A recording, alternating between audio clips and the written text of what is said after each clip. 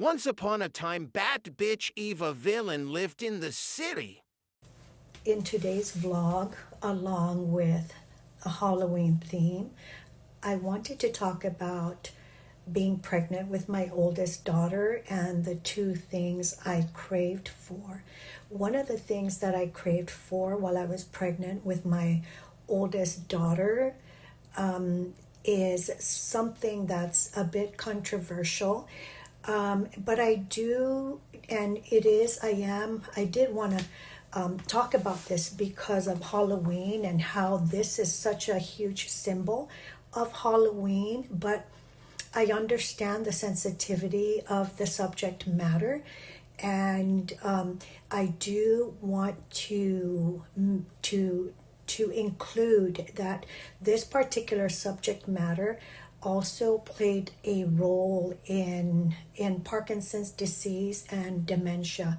The medical Interesting enough, the two things that I craved for when I was pregnant with my oldest daughter was octopus fresh from the ocean and bat, fruit bat, like a vampire bat, but on the island we call it fanihi, or in the medical term for it is, I don't know the scientific name for it, but it is called the Mariana's fox, or the Mariana's fruit bat.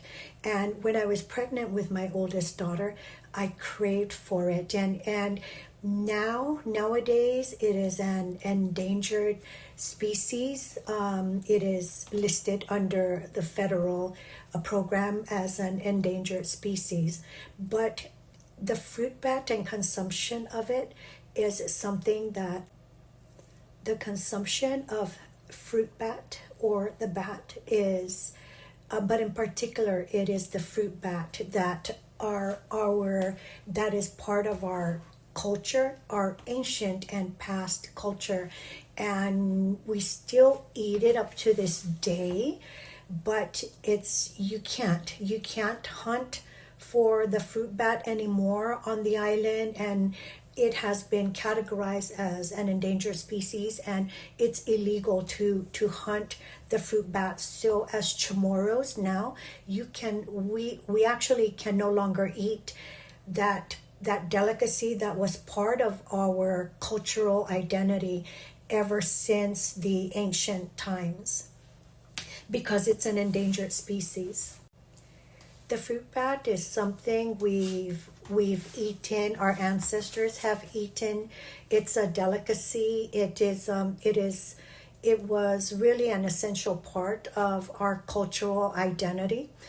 When I remember my first memory of eating fruit bat was as a little girl, and my parents would cook it at home, and they gave us the drumstick part of the fruit bat and the fur, and my parents would cook it in like a clear broth, and that's what we ate as children, when we were little kids.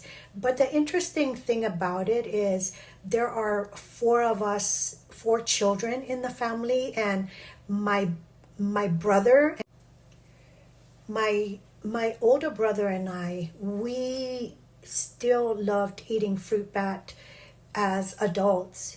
And then my older sister, she just doesn't want to have anything to do with it. She would, I think she probably did eat it as a young girl at home, but in her older age, it was something she didn't want. She wasn't into it.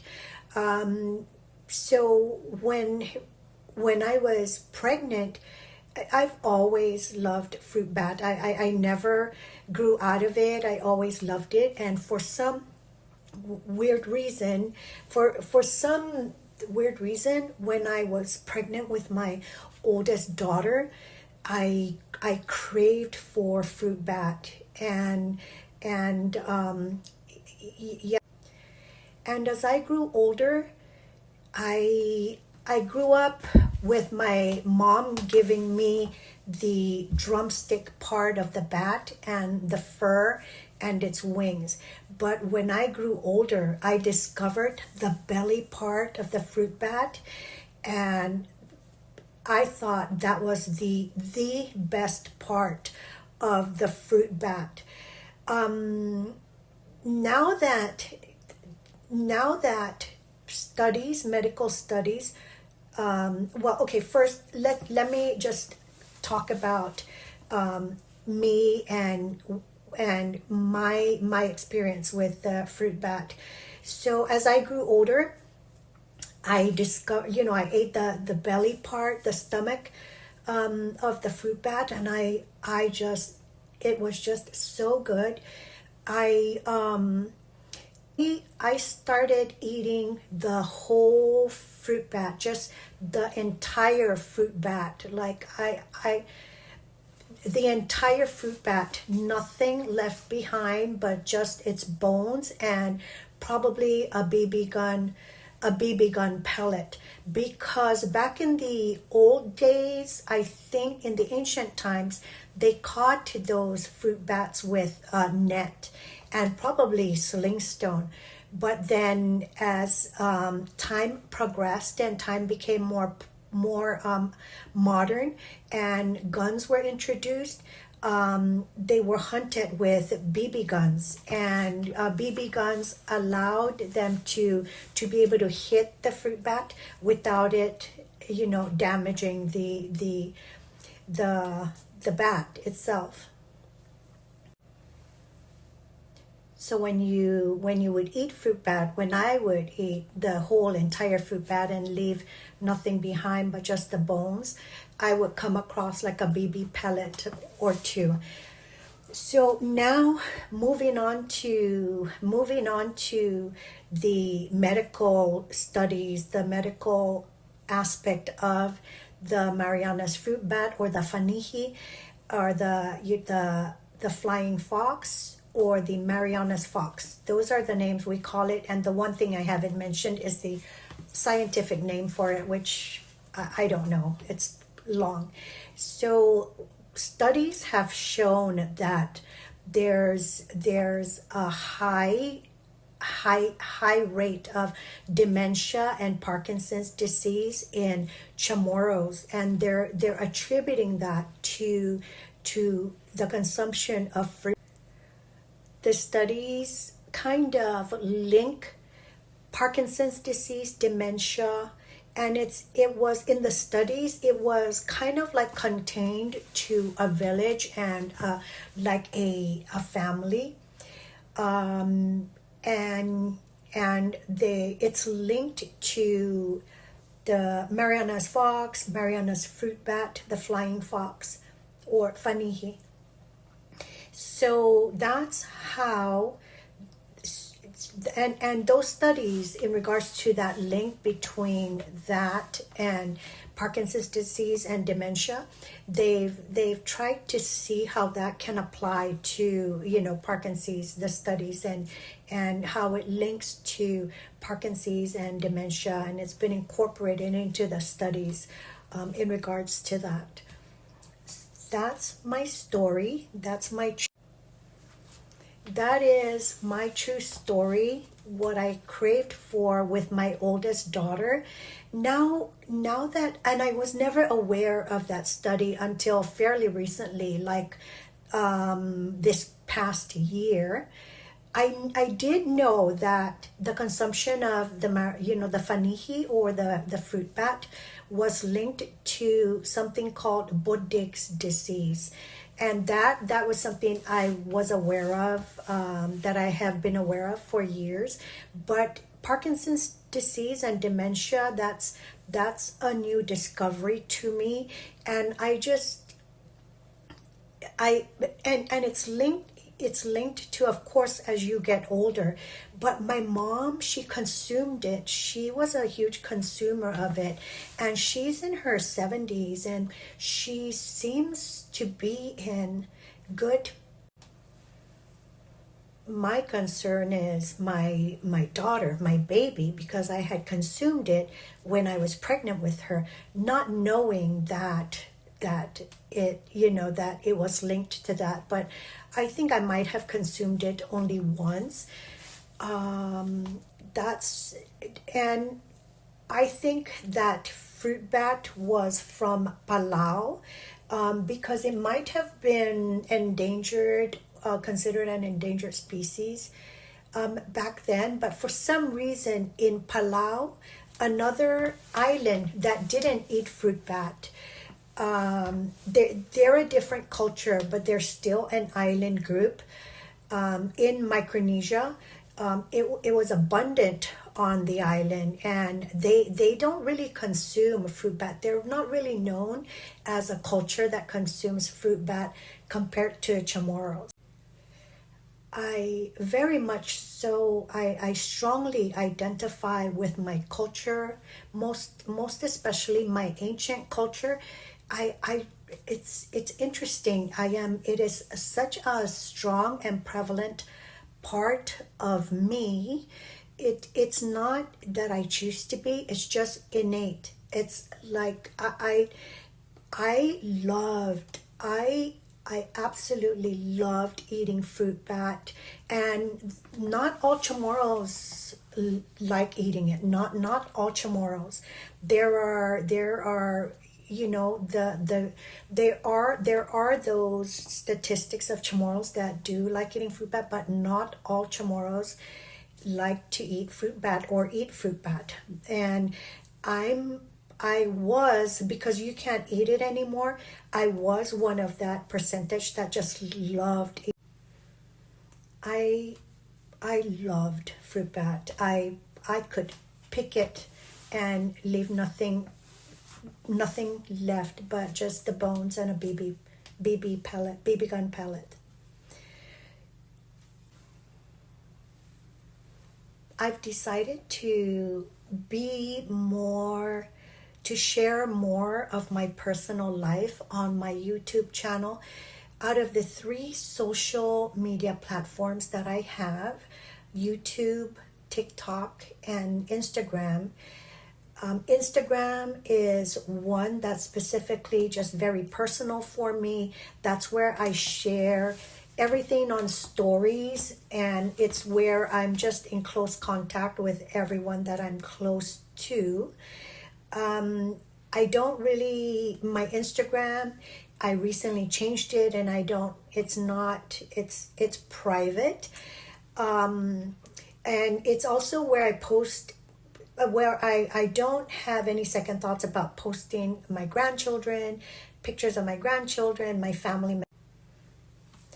I'm just very wary of posting my grandchildren's pictures, or just anything in regards to my grandchildren, because on like YouTube or on TikTok, because I'm just very protective over them in regards to their vulnerability to pedophiles. Because, and honestly, that's what it is, this awareness that I have my grandchildren here, and I've posted them on a social media that I can't really keep track of who's looking at their pictures, etc.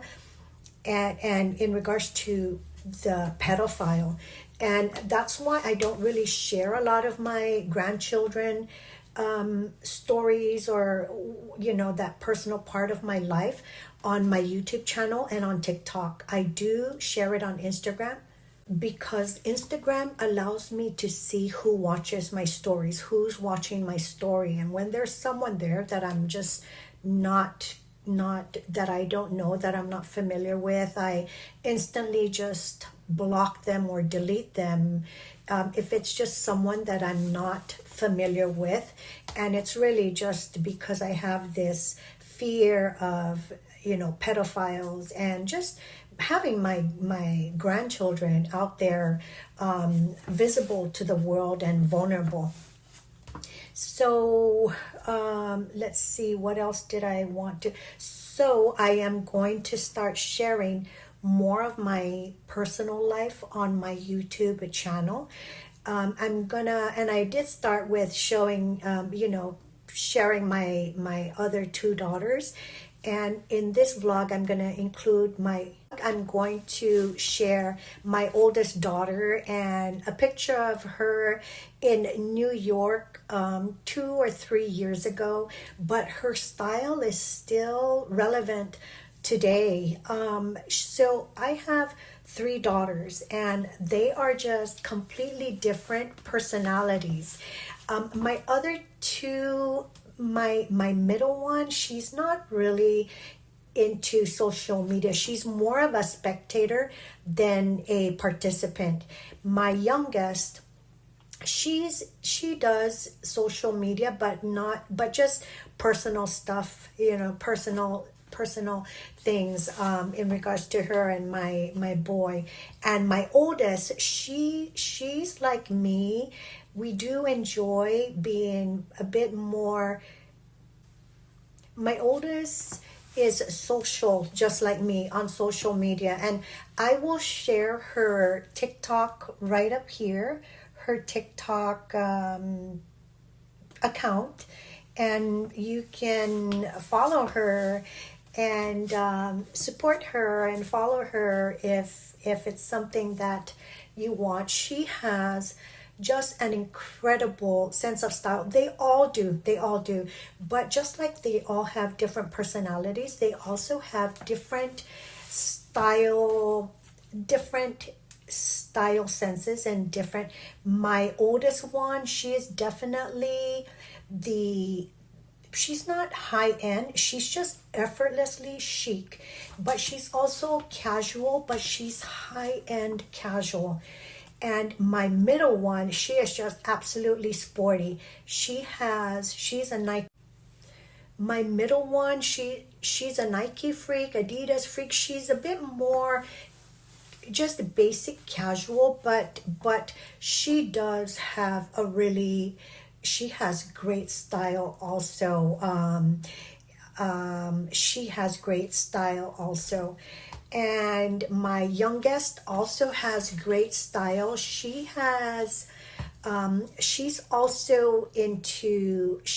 also has a casual chic style. Like I said, I will share my oldest daughter's handle up here because she's social like me. My other two, they're just a bit more. My middle one is not really social at all. She never posts. And then my youngest one, she's just strictly personal in regards to her social media. But I will share products that they do love, and their sense of style in regards to maybe sharing the products. So let me show you today's outfit. This is from Shein, and I got this dress like so many months ago, and this is what I mean about I have so many stuff that I just haven't posted. I am wearing this really pretty, and you guys remember I am not the best in regards to shapewear, but how gorgeous is this dress? So it does have this bow tie, satin bow tie detail here, and this comes undone. You do have to tie the satin tie, and it comes undone, and then you have this cutout. The sleeves are a bit flared. I'm showing it to you with my, this clutch of mine is a favorite. It's this, I don't know if this is velvet, faux velvet, but this is an old purchase from TJ Maxx, and it's my favorite evening clutch, and I got it and this dress is just gorgeous. I think this dress was $6, $7, you guys. It's for $7. The fabric is really thick. It has this detail to it, like this cutaway shoulder, this cutaway shoulder style also. This really pretty satin bow thing that you could tie. Perfect length. I'm wearing this in a size medium. I am wearing it with these, these are Joy Spun stockings. They come two in a pack, and what I liked about this is the back detail. You see, like it has that back seam detail, and I loved that because the dress is minimal except for this satin bow tie, and I loved that detail in regards to that back seam. And like I said, that this is Joy Spun tights. They come two in a pack for $11, 10 some. And the other ones are just plain black and a thicker. It comes with the sheer one, and I am wearing it with these are very old Ralph Lauren kitten heels. They are also faux velvet. I was trying to find my H&M.